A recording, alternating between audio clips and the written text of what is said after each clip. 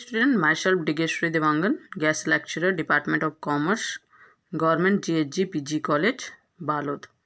मेरा सब्जेक्ट है marketing research, unit first. आज मेरा टॉपिक है बाजारीकरण सूचना के स्रोत, सोर्सेस ऑफ मार्केटिंग इंफॉर्मेशन। तो बाजारीकरण स्रोत को दो भागों में बांटा गया है, आंतरिक स्रोत और बाह्य स्रोत। बाह्य स्रोत के अंतर्गत है छपी हुई सूचना, प्राइवेट सूचना, बाजारीकरण शोध और क्रियात्मक शोध। तो सबसे पहले डिस्कशन कर लेते हैं आंतरिक स्रोत पर, इंटरनल सोर्सेस। ठीक है, तो संस्थान की लेखांकन विधि में बाजारीकरण सूचना के मुख्यतः आंतरिक स्रोत शामिल किए जाते हैं, जैसे बिक्री है, स्टॉक है, लागत है, नकदी प्रवाह है, खाते प्राप्तियों और देय इत्यादि के आंकड़े फर्म में से ही लिए जाते हैं। ये तो हो गया आंतरिक स्रोत। अब बाह्य स्रोत में बाहरी बाजारीकरण सूचना मुख्य रूप से छपी हुए रूप में और प्राइवेट सूचना के रूप में शामिल होता है। अतः बाजारीकरण सूचना को मुख्य भागों में बांटा गया है। सबसे पहला है छपी हुई सूचना। तो बहुत से स्रोत जो साधन होते हैं वो छपे हुए सारांशिक आंकड़े प्रदान करते हैं। बाजार सूचना के मुख्य माध्यम जैसे अखबार हो गया, मैगजीन हो गया, ट्रेड जर्नल्स और सरकारी छपी लिपियां, ये सारे जो है छपी हुई सूचना कहलाता है। आजकल तो रेडियो और टेलीफोन या टेलीविज़न जो भी बाजारों से संबंधित सूचना प्रदान करने हेतु प्रयोग किया जाता है। व्यापारिक एसोसिएशन, फुटकर एसोसिएशन इत्यादि भी अपने जर्नल्स और रिपोर्ट्स तथा वार्षिक निर्णयों द्वारा बहुत लाभदायक सूचना छापते हैं। इसके अतिरिक्त सरकार द्वारा भी बहुत सारी लाभदायक सूचना छापी जाती है। कॉमर्स का विभाग बाजारीकरण आंकड़े छापता है। जनसंख्या गणना संस्थान सार्वजनिक प्रत्ययों की साधारण सूचना का, जो कि बहुत ही महत्वपूर्ण सोर्स होता है। उपभोक्ता ट्रेड और उद्योग बाजार, विदेशी और घरेलू कॉमर्स संस्थान बाजारीकरण के विभिन्न उत्पादों पर अपनी रिपोर्ट निरंतर छापते रहते हैं। अन्य एजेंसियां जैसे खेतीबाड़ी विभाग को सम्मिलित करते हुए के बुलेटिन से भी सूचना प्राप्त की जा सकती है। खेतीबाड़ी, आर्थिकता और शोध संस्थान और मजदूर और यातायात विभाग इसमें शामिल होते हैं। मजदूर सांख्यिकी विभाग समय समय पर भारत में मजदूर कार्यप्रणाली पर और मुख्य सूचकांक की लागत पर पब्लिकेशन करता है। इसके अतिरिक्त अन्य एजेंसियां जो विशेष तथ्यों को उल्लेखित करते हैं वे है रिजर्व बैंक बुलेटिन। ठीक है, इसमें केंद्रीय ट्रेड कमीशन और अधिक सलाहकार की काउंसिल। इन स्रोतों के अतिरिक्त कॉलेज, महाविद्यालय, राज्य खेतीबाड़ी परीक्षण स्टेशंस और राज्य खेतीबाड़ी बाजारीकरण विभाग भी आमतौर पर मूल्यवान तथ्यों को छापते हैं। तो ये हो गई छपी हुई सूचना। अब प्राइवेट सूचना। तो प्राइवेट सूचना क्या होता है? कुछ प्राइवेट स्रोतों को भी भिन्न प्रकार की बाजारीकरण सूचना को प्राप्त करने हेतु कार्य में लाया जाता है, जैसे दलाल, व्यापारी अथवा उनके बिक्रीकर्ता जिससे माल खरीदा जाता है। बाजार और मूल्य प्रवृत्तियों से संबंधित मूल्यवान सूचना लाकर प्रदान करते हैं।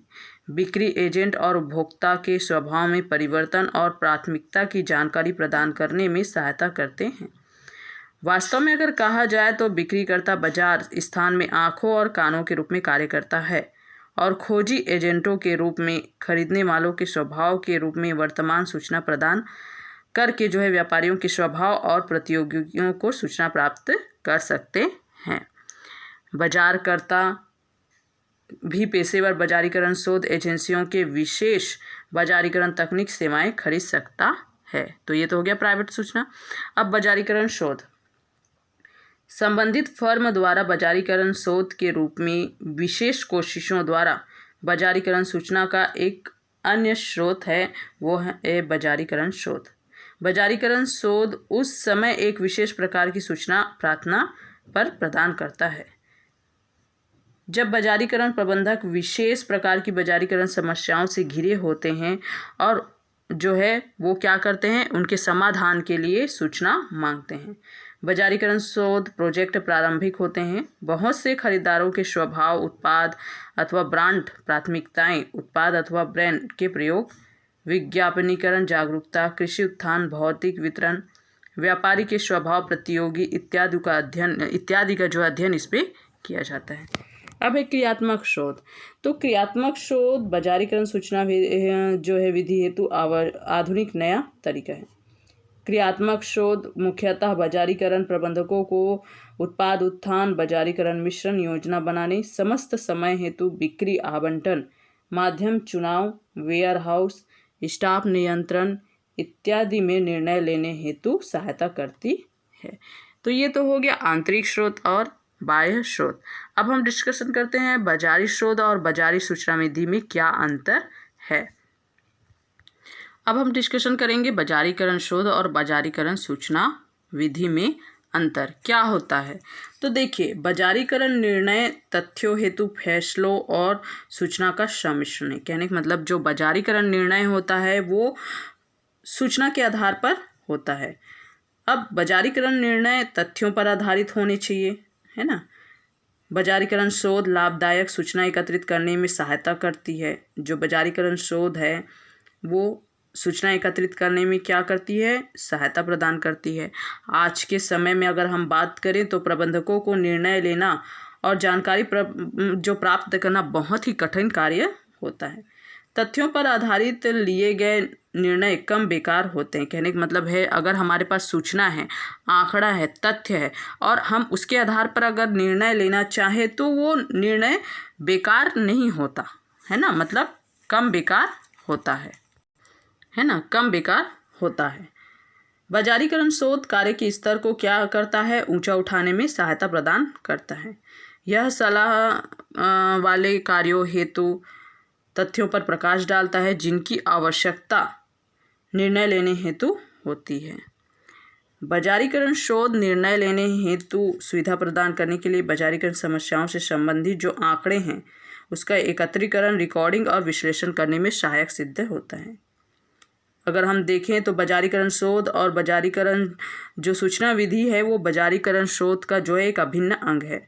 बाजारीकरण शोध को मुख्यतः उन बाहरी स्रोतों द्वारा सूचनाएं प्रदान की जाती है जो बाहरी जो है बाजारीकरण निर्णय लेने में क्या होता है, लाभदायक होता है। बाजारीकरण शोध की भूमिका को समझने के लिए हमें प्रारंभ का एक न्यायसंगत स्थान अपने आप में निर्णय लेने की विधि में विद्यमान है। बाजारीकरण शोध विनियोजन के विधिवत एकत्रीकरण और विश्लेषण द्वारा उन प्रश्नों के उत्तर देने में सहायता करते हैं जिन्हें निर्णय लेने की विधि में प्रत्येक अवस्था में सुलझाया जाना आवश्यक है। अब देखिए इसमें क्या होता है, सबसे पहले समस्या का पहचान, है ना। सबसे पहले क्या करता है, समस्या का पहचान की जो अवस्था होती है वो प्रारंभिक अवस्था होती है। प्रबंधक जो है शोध बाजारीकरण प्रबंधकों को समस्याओं की पहचान, समस्या की विचारधारा में पग पग पर वहाँ सहायता करता है जहाँ तथ्यों को एकत्रित करने, सलाह और लक्षणों की आवश्यकता है, तथा जहाँ बाजारीकरण शोध सूचना प्रदान करने द्वारा नियंत्रण योग्य जैसे मानसिक, शारीरिक, सामाजिक और आर्थिक तत्वों और नियंत्रण योग्य उत्पाद वितरण, उत्थान और मूल्य निश्चित करना और प्रतियोगी अवस्था पर प्रभाव हेतु प्रबंधकों को अवस्था समझने में सहायता मिलती है।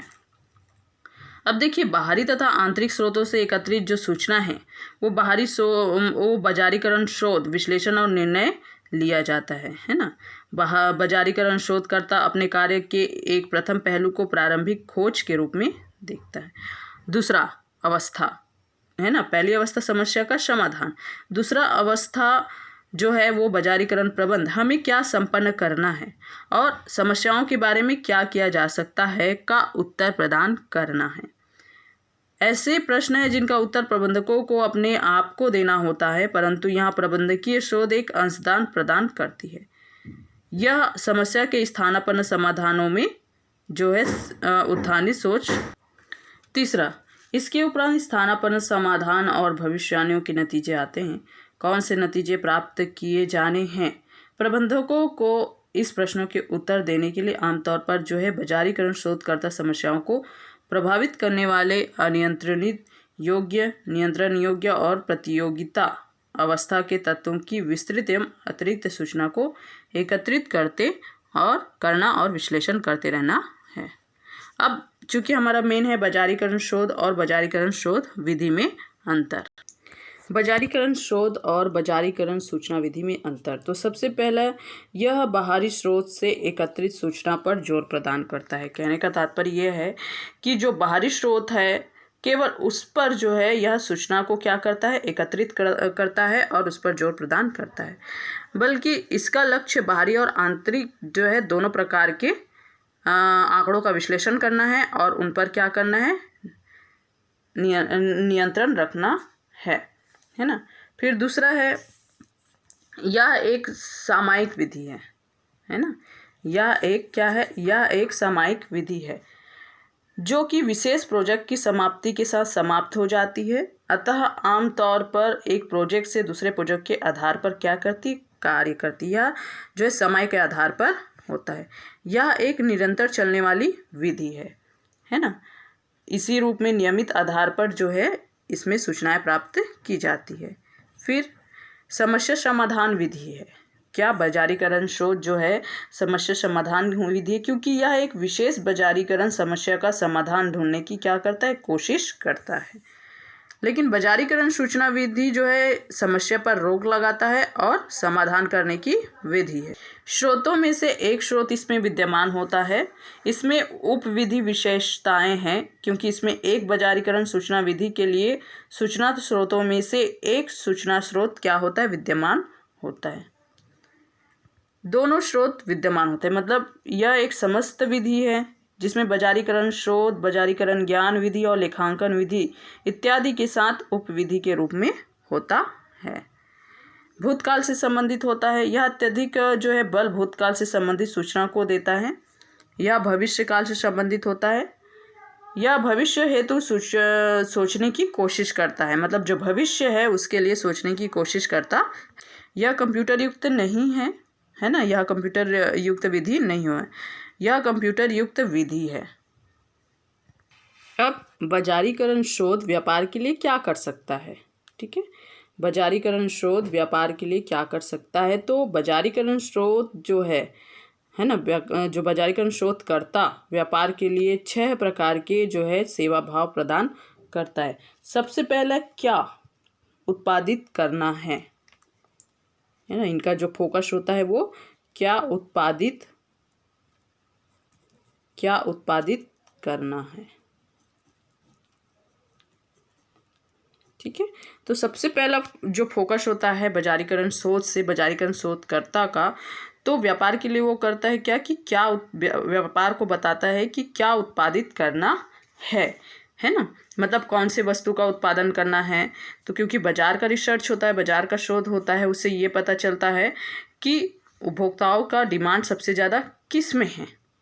तो जो बाजारीकरण शोध करता है वो व्यापार को जो है व्यापारी को बताता है कि आपको क्या उत्पादित करना है, किसकी सबसे ज़्यादा डिमांड है, जिससे आपका व्यवसाय विकसित हो सकता है और आपका जो है उद्देश्य प्राप्त हो सकता है, आपको ज़्यादा से ज़्यादा लाभ प्राप्त हो सकता है। अब खरीदने वाले कौन है, दूसरा जो उनका रहता है व्यापार के लिए वो है खरीदने वाले कौन है।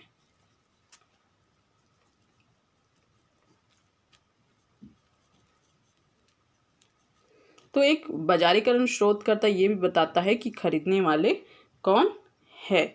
फिर तीसरा है वे क्यों खरीदते हैं,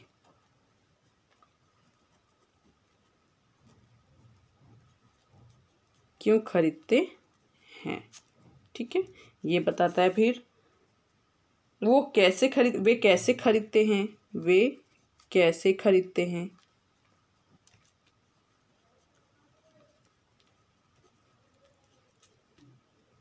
वे कब खरीदते हैं,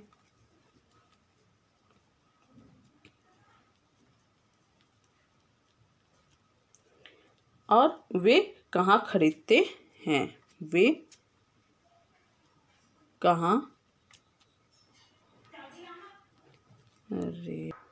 कहाँ खरीदते हैं। तो ये शोधकर्ता जो है व्यापार के लिए सहायता प्रदान करता है कि क्या उत्पादित करना है, खरीदने वाला कौन होता है, क्यों खरीदते हैं, कैसे खरीदते हैं, कब खरीदते हैं और कहाँ खरीदते हैं। तो बाजारीकरण शोध उत्पादनकर्ता को ढूंढता है ना। जो बाजारीकरण शोध होता है वो उत्पादनकर्ताओं को ढूंढता है। उसके ग्राहक कहाँ हैं, वे क्या चाहते हैं, वे कब चाहते हैं और कहाँ, और वे उसके लिए कितना देने को तैयार होता है। बाजारीकरण शोध बाजारीकरण मध्यस्थों, थोक और फुटकर व्यापारियों को ढूंढता है। कौन सा माल खरीदना है, कहाँ और किन दामों पर, माल का विज्ञापन और प्रगटाव कैसे किए जाए, कितना दाम लिया जाए, कौन सी अन्य सेवाएं तथा सुपुर्दगी को किस प्रकार प्रदान किया जाए। तो एक बाजारीकरण शोधकर्ता जो है व्यापार के लिए करता है। तो बाजारीकरण शोध विपणन विज्ञापनकर्ता को बतलाता है कि वह विशेष प्रकार के माल अथवा सेवाओं हेतु लोगों को बतलाते हुए, है ना, कैसे अच्छी सेवा प्रदान कर सकता है ताकि माल उपरांत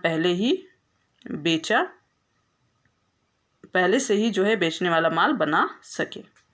अब बाजारीकरण शोध द्वारा पर्याप्त ज्ञान के साथ उत्पादनकर्ताओं को अनावश्यक माल उत्पादित करने की आवश्यकता पर रोक लगाता है और अवांछित तरीकों द्वारा उन व्यक्तियों को माल बेचने की जरूरत होती है जो इच्छा नहीं रखते। व्यापारियों को अवांछित माल को स्टॉक में रखने की जरूरत नहीं होती है और न ही गलत मौसम में गलत किस्म का माल अथवा गलत दामों पर प्रस्तावित करने की जरूरत है। विज्ञापनकर्ता को इस बात की चिंता करने की आवश्यकता नहीं होती कि वे क्या कहते हैं, वे किस प्रकार प्रार्थना करते हैं, किसको प्रार्थना करते हैं, वे कैसे लोगों से प्रार्थना करते हैं। सारांश में बात करें तो बाजारीकरण शोध उत्पादकों, व्यापारियों, वितरणकर्ताओं और विज्ञापनकर्ताओं को उत्पादन करने अथवा बाजारीकरण में गलती करने से रोकता है। कुछ सीमा तक यह व्यापारिक असफलताओं को कम कर सकता है और लाभप्रदता को क्या करता है, बढ़ा सकता है।